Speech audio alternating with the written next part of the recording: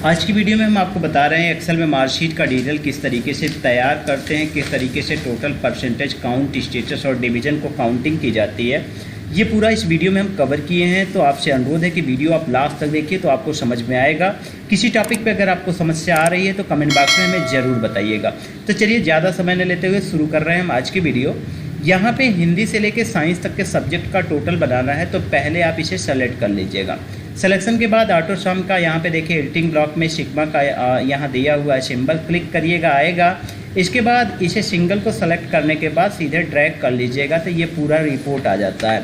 चलिए अब इसका एक दूसरा तरीका आपको बताते हैं। पूरा डाटा आपको सेलेक्ट करना है और सेलेक्ट करने के बाद अल्ट के साथ प्लस की को आप प्रेस कर दीजिएगा। जैसे अल्ट की को साथ प्लस को प्रेस करेंगे ये देखिए ऐड होके आ जाएगा और दोबारा फिर सिंगल सिलेक्शन करना है टोटल वाले सेल को और ड्रैग करके नीचे की तरफ आपको आना होगा। ये देखिए पूरा रिपोर्ट आ गई है। अब आपको बताते हैं परसेंटेज किस तरीके से यहाँ पे आप कैलकुलेट करेंगे। आपने सीख लिया है टोटल आपको कैसे निकालना है। परसेंटेज निकालने के लिए बराबर का सिंबल दीजिएगा। मैथ का फार्मूला ये कहता है कि प्राप्तांक गुणे 100 बट्टे पूर्णांक, यानी कि जो प्राप्तांक जितना अंक मिला है गुणे के लिए स्टार लगाइए, गुणे 100 और बटे के सिंबल के लिए। इसके बाद सब्जेक्ट का काउंट करिए, यहाँ पे 3 और 3 6 सब्जेक्ट है, यानी पूर्णांक यहाँ पे 600 होने वाला है। एंटर कर लीजिए। ये देखिए डिटेल आ गया है और इसे आप ड्रैग करके कॉर्नर से खींचेंगे तो ये आगे की तरफ बढ़ जाएगा और यहाँ से आप परसेंटेज काउंट कर पाएंगे। अब काउंट क्या है? काउंट निकालने के लिए पहली बात आपको समझा दें कि यहाँ पे हम काउंटिंग करने वाले हैं कि प्रत्येक स्टूडेंट का अगर 33 से कम नंबर है तो कितने सब्जेक्ट में कम नंबर है, उसी आधार पे हम काउंट निकालेंगे। तो इसके लिए शिफ्ट की के साथ F3 प्रेस करिए या यहाँ पे देखिए F6 का ऑप्शन, इस पर क्लिक कर लीजिए। यहाँ से आपको काउंट इफ का ऑप्शन मिलेगा और इसे ओके कर लीजिएगा। यानी जो फार्मूला काउंट निकालने के लिए यूज किया जाता है उस फार्मूले का नाम काउंट इफ है।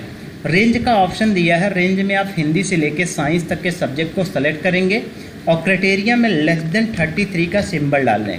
33 लेस देन का सिंबल डालने के बाद 33 क्यों लिख रहे हैं? चूँकि यहाँ पे सिलेक्शन जब हमने कर दिया है प्रत्येक सब्जेक्ट का तो यहाँ पूछ रहा है कि आखिर आपको निकालना क्या है। तो यहाँ पे हम ये कह रहे हैं कि अगर 33 से कम नंबर आए तो उसे काउंट करके बताइए। यहाँ पे ओके पे क्लिक कर रहे हैं तो ये देखिए ये कह रहा है 0, यानी किसी भी सब्जेक्ट में 33 से कम नंबर नहीं आए। चलिए हम कम करके देख लेते हैं। यहाँ पे 21 यानी 21 नंबर डाल रहे हैं। जैसे देखिए यहाँ पे काउंट करके डाटा आ चुका है। ऐसे ही नंबर आप बढ़ा दीजिए तो यहाँ पे देखिए जो काउंट का डाटा है वो 0 हो गया है। तो चलिए हम ड्रैग करके नीचे देखते हैं आखिर बाकी का स्कोर क्या कहता है। यहाँ पे आइए, यहाँ पे 1 दिया। यहाँ सीट में अगर आप मिलाएंगे तो देखेंगे इसका 32 नंबर एक सब्जेक्ट में, नीचे वाले में 2 क्यों देख रहा है? तो यहाँ पे देखिए 2 सब्जेक्ट में इसका 33 से कम मार्क्स आए हुए हैं। तो काउंट अब आप समझ चुके होंगे कि आखिर काउंट के फार्मूले का यूज किस जगह पे और क्यों किया जाता है। अब हम स्टेटस निकालना आपको बताते हैं। स्टेटस यानी पास है या फेल है, किस कंडीशन में पास होगा। तो हम आपसे एक सवाल पूछें कि अगर मान लीजिए काउंट 0 क्यों आया है। काउंट 0 आने की वजह यह है कि यहाँ पे प्रत्येक सब्जेक्ट में इसका 33 से ऊपर का नंबर होगा। तो अगर 33 से ऊपर का होगा तो जाहिर सी बात है वो व्यक्ति पास होगा। लेकिन कुछ ऐसे कंडीशन है जो हमें बताने हैं। 1 होगा तो क्या होगा, या 1 से ज़्यादा 2 3 आएगा तो क्या होगा। उसके लिए स्टेटस के लिए फार्मूला आपको लगाना है। या शिफ्ट के साथ F3 प्रेस करिए, यहाँ इफ़ का ऑप्शन चुनिए और ओके कर लीजिए। यहाँ 3 सवाल आते हैं और लॉजिकल टेस्ट में आपको सेलेक्ट करना है। चूँकि स्टेटस आपके काउंट पे ही काउंटिंग किए जाएंगे तो लॉजिकल टेस्ट में काउंट को सेलेक्ट करिए और इक्वल टू का सिंबल दीजिए और यहाँ लिख दीजिए 0। ये कह रहा है, आप ये बता रहे हैं कि अगर इसमें 0 होगा तो स्टेटस क्या दिखाना है? यहाँ आपको पास दिखाना। लिखा वैल्यू इफ ट्रू।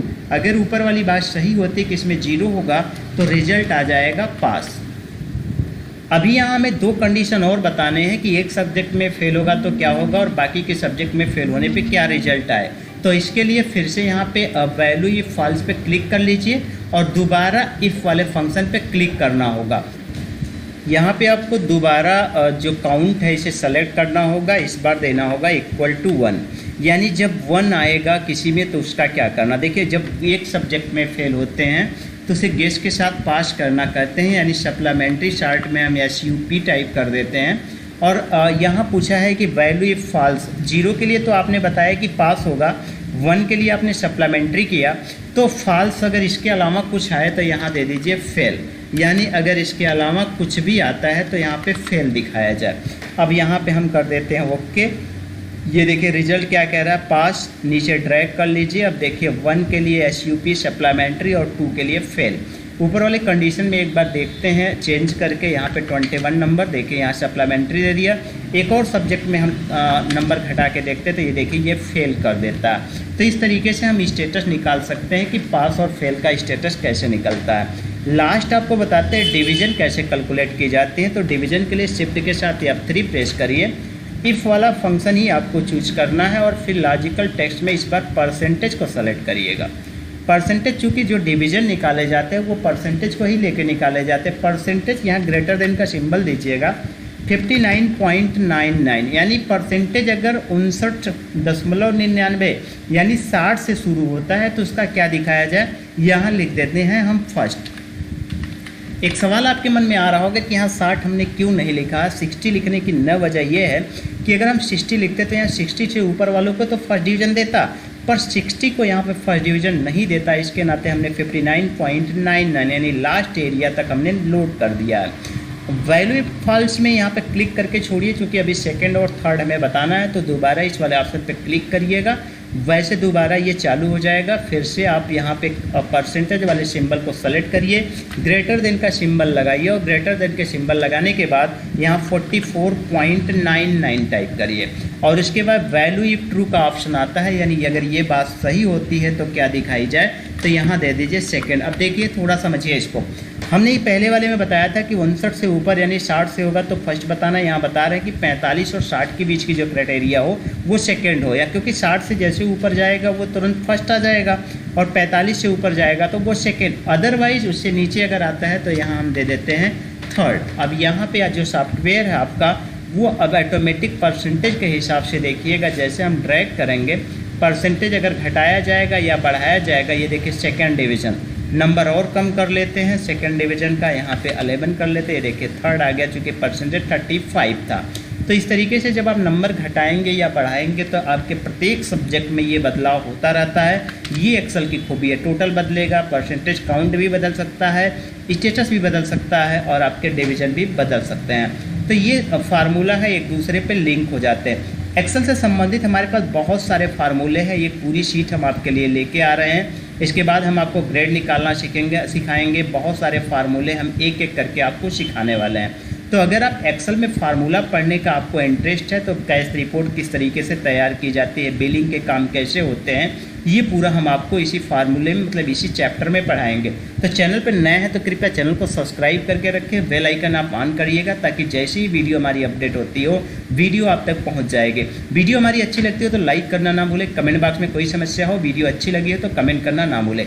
मिलेंगे अगली वीडियो में, तब तक के लिए जय हिंद जय भारत।